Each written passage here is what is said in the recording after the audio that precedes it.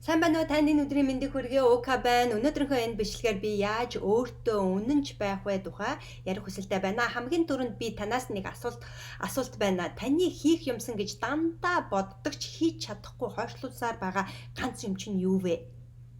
Би энэ асуултыг Instagram дээр саяхан асуусан л та. Тэгсэн чинь маш их олон хариултууд ирсэн. Англи хэл сурмаар байна, шинэ бизнес эхлүүлмээр байна, йог хийж эхэлмээр байна, шинэ хоббитой болмоор байна, ном бичмээр байна, салса бүжиг сурмаар байна, хөдөлгөөнтэй баймаар турмаар байна, шалгалтандаа бэлтгэмээр байна, хичээлээ давтмаар байна, гүүмээр байна, гэрээ зад цэвэрлэмээр байна, тэмдэглэл хөдөлмөр байна гэдэг хэвээр маш их олон хариултууд ирсэн л дээ. Тэгээд би нэлээд хэдэн хүнтэй Instagram дээр шууд холбогдож ярилцсан байгаа. Тэгээд юуны түрүүнд холбогдсон бүх хүнд үнэхээр талархаж байна. Мөн хариу өгсөн хүмүүстээ баярлалаа. Тэгээд холбогдсон хүмүүсээсээ би дараах хоёр асуултыг асуусан л да.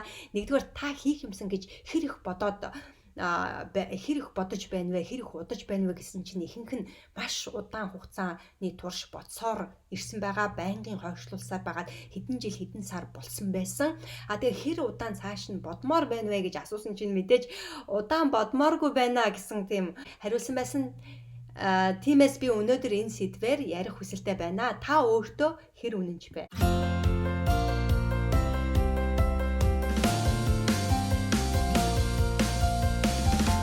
Бид өөртөө зориг гаргаад амлалт өгдөгч тэр болгон түүнийгээ биелүүлдэг. Яагаад гэвэл биелүүлж чадахгүй байгаа олон шалтгаан байдаг учраас хэдэн жилээрээ хэдэн сараараа хэдэн өдрөөрөө хойшлуулсан байдаг л да. Жишээлбэл нэг бүсгүйтэй ярихад турах хүсэлтэй байна гэсэн мөртлөө дасгал хийж юусаа амжихгүй байна гэдэг шалтгаанаас болоод хойшлуулсаар байгаа. Бүр хэдэн жилээрээ хойшлуулж байгаа гэсэн байсан л да. Тэгээд заримдаа орон дотроо өөрийгөө шаналган Instagram дээр ингээд гоё дасгал хийж байгаа хүмүүсүүдийг хараад юм туранхаа гоё биетэй хүмүүсүүдийг хараад өөрийгөө шаналган тэгээд заримдаа хүч өгнө өстой за маргаашнаас өстой яг дасгалаа хийж эхэлнэ гэдэг боловч ахиалж чаддаггүй те амжихгүй бол учраас хойшлуулсаар байгаа. Тэгээд дасгал хийж амжихгүй байна гэдэг шалтгаанаас болоод үнэхээр хойшлуулж байна уу гэсэн чинь үгүй байсан. Жинхэнэ шалтгаан юу байсан бэ гэдгийг бид хоёр ярилцсны үүднээс олж мэдсэн л дээ. Заримдаа хүмүүсээ өстой нэг дэх өдрөөс дасгал хийнэ гэдэг том зориг тавьдаг л да. Жишээлбэл 7 хоногт 3 удаа дасгал хийнэ гэдэг том дасгал хийх зориг тавьсан байдаг. Тэгээд дасгалтаа бэлдэж эхэлдэг. Дасгал хийхдээ бэлдэж эхэлдэг. Дасгал хийх бэлтгэл ажил нь маш сэтгэл хөдлөмөр. Яагаад гэвэл дасгалтаа бэлтгэхийн тулд хувцас худалдаж авах, хувцас худалдаж авахын тулд дэлгүүр хийсэн тийм ээ. Тэр дэлгүүр хийсэх хувцас худалдаж авах, хоол цайгаа бэлдэх энэ ямар дасгал хийх үү гээл дээр олон хүмүүсийн хийж байгаа дасгалыг Instagram дээр олж харах гэх мэтийн бэлтгэх ажил нь маш сэтгэл хөдлөсөн байдаг л да. Яагаад гэвэл тааламжтай байдаг. За хаста дасгал хийгээд бодоо олгоод өгье гээд. Тэгээд яг нэгд өдөр боллоо 7 хоногт 3 удаа дасгал хийнэ гэдэг зорилгодоо биелүүлэхэд эхний өдөр дасгалтаа явна тийм ээ. За хаста дасгалтаа явна. Тэгээд дасгалаа хийж эхлэн хийхэд дасгал тийм амар биш шүү дээ. Дасгал чинь хэцүү байдаг. Тэгэл гүүх ч юм уу эсвэл дасгал хийгээл ингээл хүн жоохон ядардаг. Маргааш нь яадаг вэ гэвэл нөгөө эхний өдөр дасгалаа хийгээд ядраад бүр маш сайн мэрийгээ хийцэн учраас хамаг бие хүндүр болцсон байдаг. Тэгээд маш их өлсдөг. Тэгээд дээрэс нь ядарсан эрч хүчгүй болцсон байдаг хоёр дахь өдөр нь. Тэгээд яг үүнээсээ болоод дараагийнхаа нөгөө хийн гэсэн 2 өдрийг шууд пялдаг л та. Тэгээд дараагийн нэгтгэхээс болно гэдэг. Тэгтэл дараагийн нэгтгэх болчхоор нөгөө зовцсон нь тархинд үлдсэн байдаг учраас нөгөө яана яаж хийнэ гэдэг тэр бодол нь илүү давмгаалаад хийдэггүй дахиад хойшлуулдаг. Ингээд дараагийн 7 хоног дахиад хийхгүй хойшлуулсаар байгаад тэр нь нөгөө дасгал хийх юмсан гэдэг бодолтой эргээд ордог. Тэгээд ямар шалтгаан тавьдаг вэ гэвэл амжихгүй байна гэдэг тийм худлаа шалтгаан гаргаж ирээд тийм амжихгүй байна гэдэг шалтгаантай учраас дасгалаа хийдэг. Гэтэл амжихгүй байдаг гэдэг шалтгаан нь юу вэ гэвэл дасгал хийх үү Facebook дээр суух уу гэхээр нөгөө дасгал хийхээс илүү Facebook дээр суух эсвэл онлайнаар хийсэх дээр цагаа зарцуулаад нөгөө дасгал хийх цаггүй болчдөг. Дасгалаа хийх чи амждаггүй. Тэгээд дасгал хийх чи үнэхээр амжихгүй байгаа юм байна гэдэг тийм дүгнэлтэнд хүрээд өөрөө тийм шалтгааныг урдаа тавьсараад байгаад олон жил болдог. Үнэн хэрэг дээрээ амжихгүй байна гэдэгтэй биш, цаггүй байна гэдэгтэй биш. Нөгөө дасгал хийх маань хэцүү учраас тэр хэцүүтэй нүүр тулахаас айж байгаа учраас дасгал хийдэггүй. Тийм болохоор шийдэл нь юу вэ гэвэл 7 хоногт 3 удаа дасгал хийх биш, 7 хоногт 1 удаа дасгал хийхээс эхлээрэй.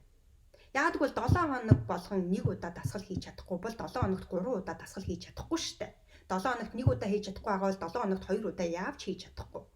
Тийм болохоор 7 хоногт нэг удаа дасгал хийх зорилго тавиад 7 хоногт нэг удаа 20 минутаар дасгал хийгээд үз. Эхний 7 хоног. Дараагийн 7 хоногт мөн ялгаагүй. Ингээд нэг сар хийгээд үг. Тэгэхээр нэг 5 удаа юм уу 4 удаа дасгал хийн штэ. Нэг сард 4-7 хоног эсвэл 5-7 хоног байдаг учраас тэгэхээр энэ дасгалаа 7 хоногт нэгэн удаа 20 минутаар би энэ хэцүүтэй нүүр тулж чадна гэдгийг өөртөө амлаад тэр 7 хоногт нэг удаа хийгээд үз.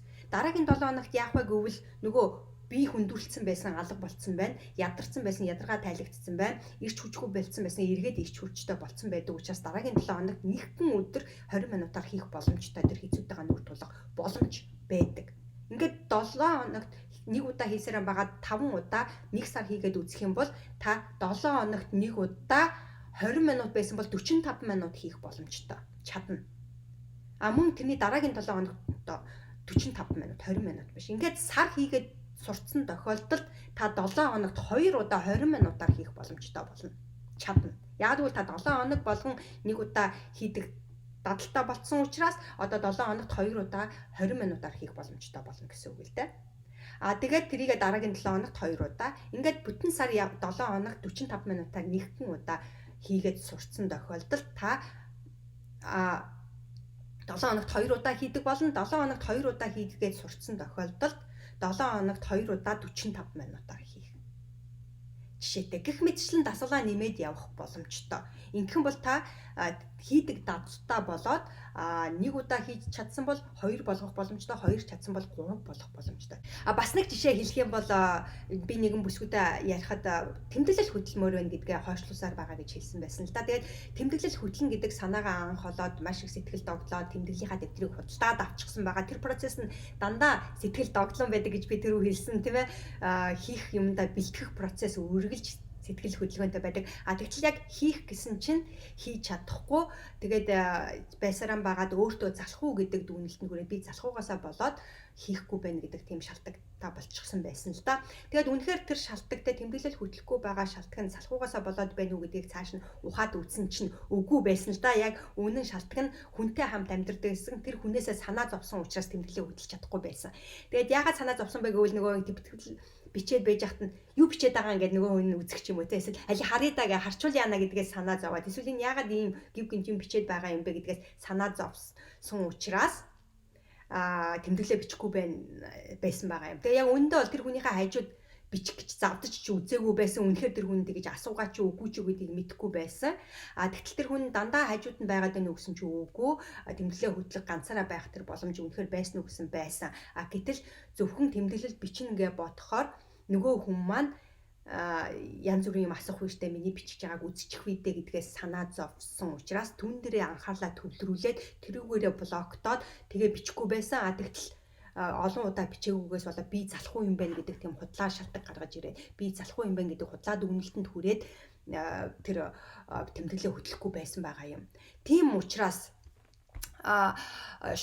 шалтгуудаа гаргаж ирж байгаад өөртөөгөө сайн ажиллаа тэрийг ухаж үзээд яг үнэхээр энэ шалтгаас болоод би хийхгүй байна уу гэдгээ олж мэдэх маш их хэрэгтэй. Энэ худал шалтгаыг өөртөө дахин хэлэх нь маш их хор хүнээлттэй. Ерөнхийдөө бол бидний тавиад байгаа тэр шалтгууд нь худлаа шалтгууд байдаг. Тэр шалтгааны цаана яг жинхэнэ шалтгууд нь яг юу нуугдаад байна? Ондоо юм байдаг юм шүү. Тийм болохоор өнөөдөр өөрөختөө тавиад байгаа тэр шалтгуудыг гаргаж ирээд яг нарийн энд тэндээс нь гаргаж ирж байгаад шүүгээд үзээрэй хэдэн талаас нь яг жинхэнэ шалтгаыг нь олж тогтоогоороо. Тэгэхгүй бол бид нэр худлаа шалтгаан гаргачаад түүндээ итгээд хийхгүй хойшлуулсаар байгаагийн хор хөнөөл маш их шүү. Жишээлбэл би залах уу гэдэг шалтгаан тавиад байх юм бол би залах уу гэдэг хүн гэтээ залах уу гэдгийг өөртөө хэлнэ, өөрийгөө залах уу гэдгээр хараад эхэлнэ. Тэгээ өөрийгөө залах уу гэж харж байгаа хүн хизээч амжилтанд хүрч чадахгүй шүү дээ, тийм ээ.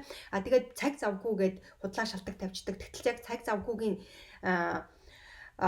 гэдэг шалтгаыг өөртөө тавиад яваад ах юм бол түүндээ итгэх юм бол хижээч цаг завгүй цаг зав гаргаж чадахгүй тийм хор нөлөөтэй. Тэгээ ингэж хойшлуулсараа байгаад байх юм бол яах вэ гэвэл өөрийгөө хуурсаар байс те өөрийгөө дандаа хуурж ийн гэсэн үг шүү дээ.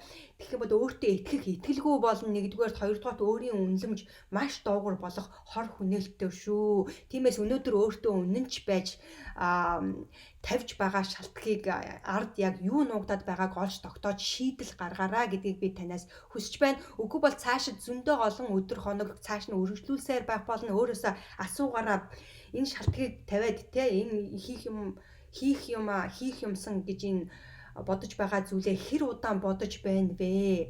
Цааш нь хэр удаан бодох юм бэ гэдгийг өөрөөсөө асуугаад үзээрэй. Хэрвээ мэдээж цааш нь удаан бодох хүсэлгүй байгаа бол өнөөдрөөс ихэж хэрэгжүүлээрэй. Үгүй бол чадахгүй бол энэ бодлоо орхих хэрэгтэй. Яагаад гэвэл маш их хор хүнэлтэд өөртөө итгэх итгэлгүй болно, өөрийн үнэлэмжгүй болно, өөрийгөө битгий ингэж зовоогоороо гэдгийг би өнөөдрийнхөө бичлэгтэр хэлэх хүсэлтэй байна. Хэрвээ энэ бичлэг таалагдсан бол лайка өгөөрөө доор та ямар юм те хийнгээ цааш нь хойшлуулад байна вэ? Шийдэл нь юу вэ?